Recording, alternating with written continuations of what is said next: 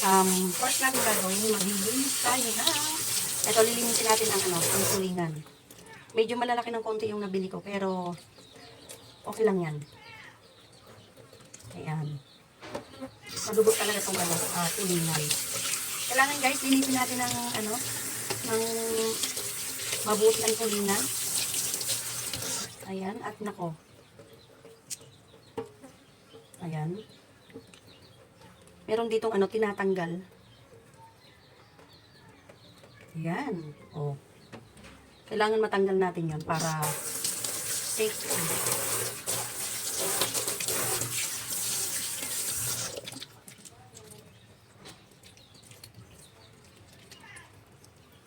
Ayan. Medyo hindi na ganun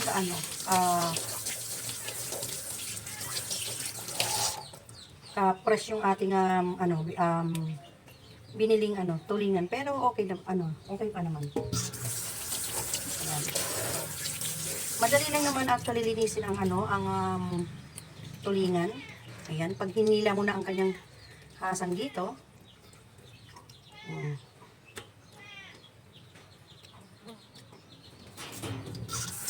Ito ang aking mga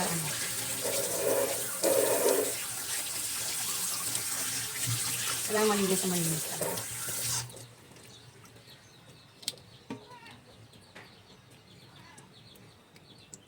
Ayan o.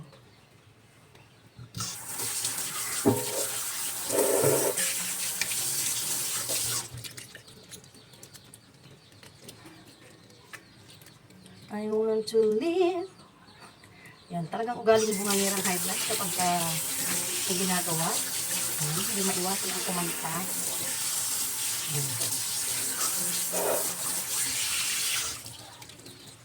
Kailangan malinis to. At guys, malapit na naman ang April, May. Ayan. Mag-umpisa na naman ang langaw. Kasi yan ang buwan ng langaw.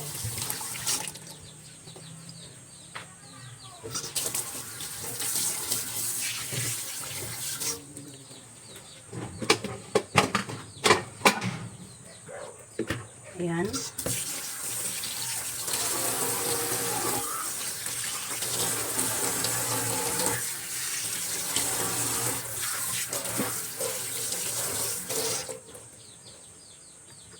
Ayan, malinis na malinis yan. At syempre, ipa-plot natin. Ayan guys, lilinisin din natin ang taba ng ng baboy. Ayan, may konting laman-laman yan. Ayan, kasi dagdag pampalasa sa ating sinaing na isda. Ayan, tulingan. Sinaing na tulingan. Ayan, ganda ng no.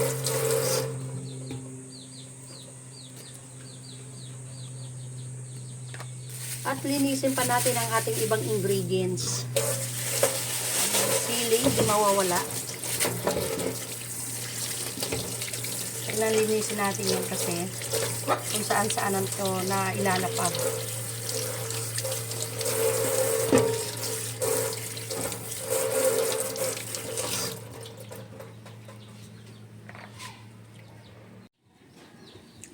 Ayan.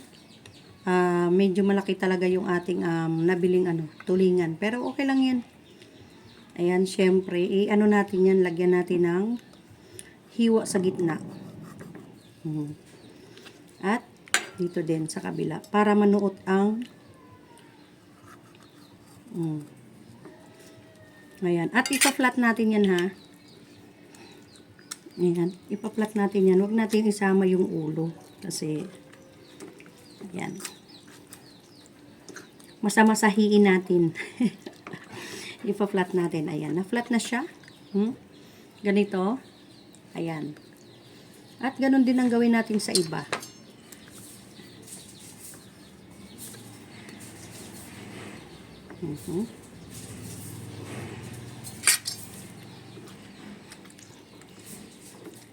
Ayan.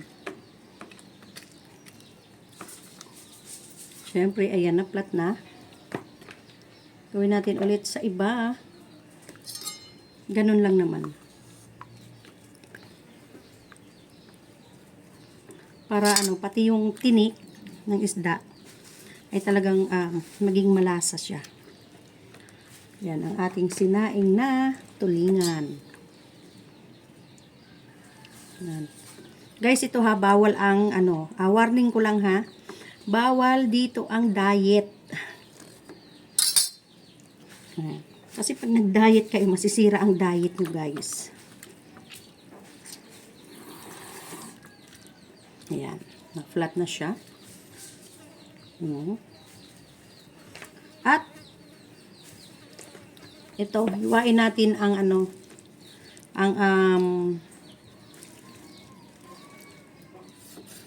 ayan.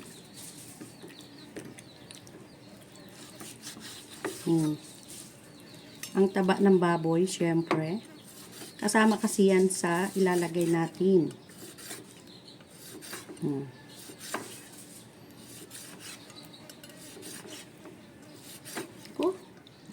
Napakasarap nito. Bawal to sa mga may high blood. Pero pwede naman kayo mag-cheat kung gusto nyo tikman talaga to. Yan, lagyan natin ng konting laman. Yan.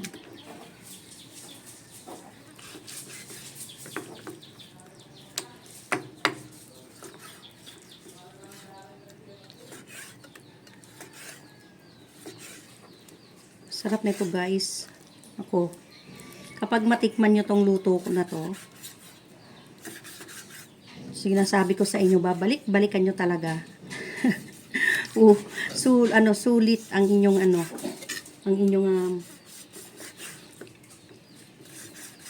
yan.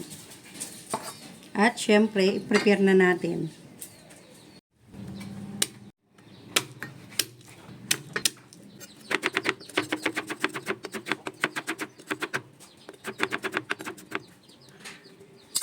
At hindi ko siya lalagyan hindi ko siya tatanggalan ng balat kasi mas masustansya talaga pag may balat. Ayan. Ayan. Nilinis ko na ng mabuti yan para talagang safety at syempre kailangan natin ng hiwain ng ganyan para manuot ang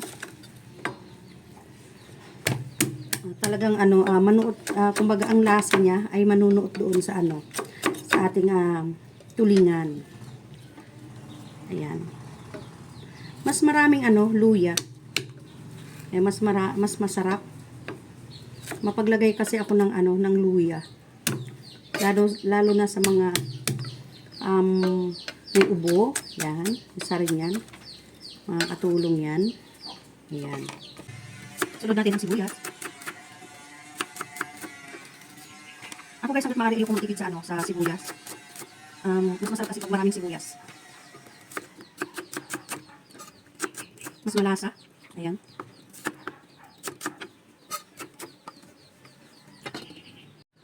Ayan guys, lagyan natin ng asin yung ating tulingan. Ayan, depende yan sa nyo ha, sa panlasa nyo.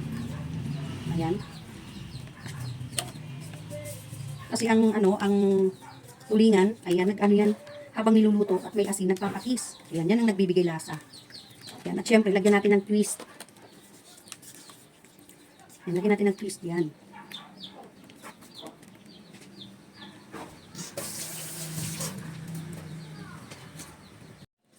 Ayan, ilalagay na natin siya sa mahiwagang palayo.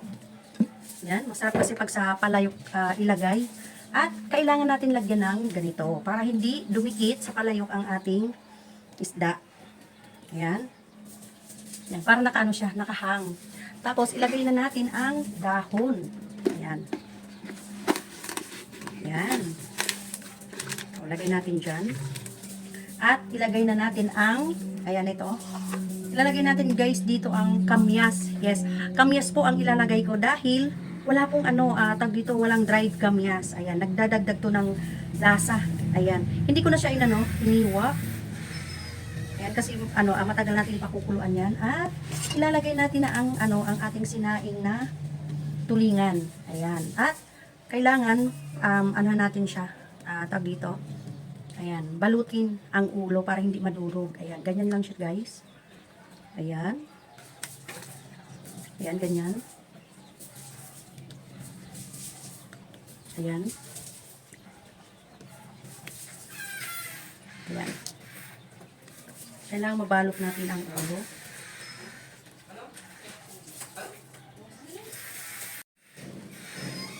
Ayan, ito, malaking ano.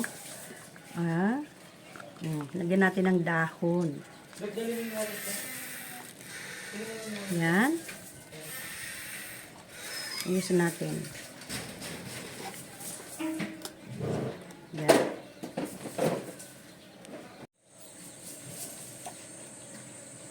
Ayan, lagyan natin ng dahon.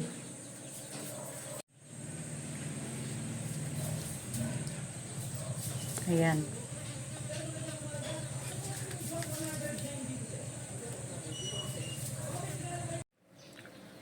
Ayan, ilagay na natin ang ating baboy. Pero ilagay natin yung kamyas dito sa ibabaw kasi ayan. Tapos ilagay na natin ang baboy. Yan, masarap yan. Kailangan natin bilisan kasi ang langaw ngayon ay nako, nag-uumpisa na. Ayan.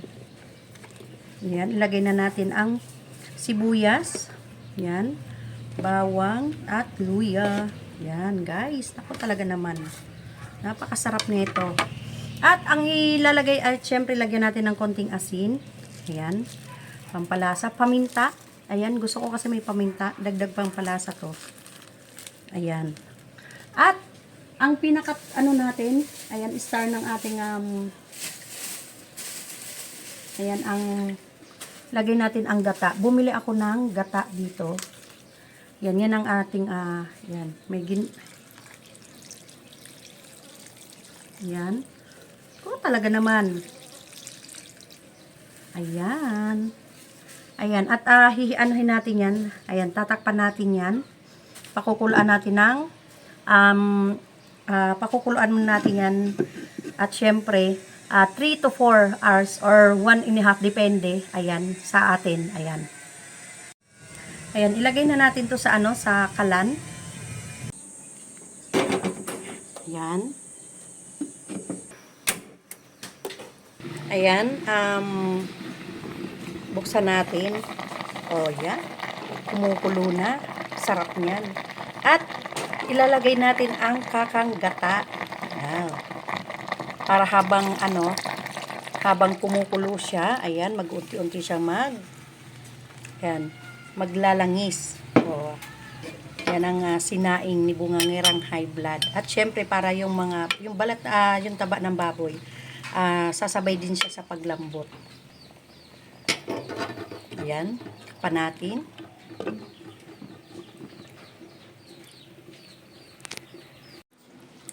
Ayan. Ayan, buksan na natin ang aking yan, sinaing. Wow, may gata. Nako, napakasarap. Ayan, napakasarap tikman ito. At syempre, ayan, nagpapatis-patis na siya. Alam nyo guys, gusto ko pa sana yung mas konti ang sabaw. Kaya lang, ang request sa akin ng aking asawa ay kailangan may sabaw. Gusto nila may sabaw. Kasi para dagdag din ito sa kumbaga sa kanino. Tingnan mo naman guys, yan naglalangis-langis na siya. Yan ang aking sinaing with the twist. Ayan, na may kasamang gata. Ayan, ako talaga naman maraming salamat guys. Ayan, palalamigin ko lang ito at mamaya ihahain ko na yan. Ayan, maraming salamat guys.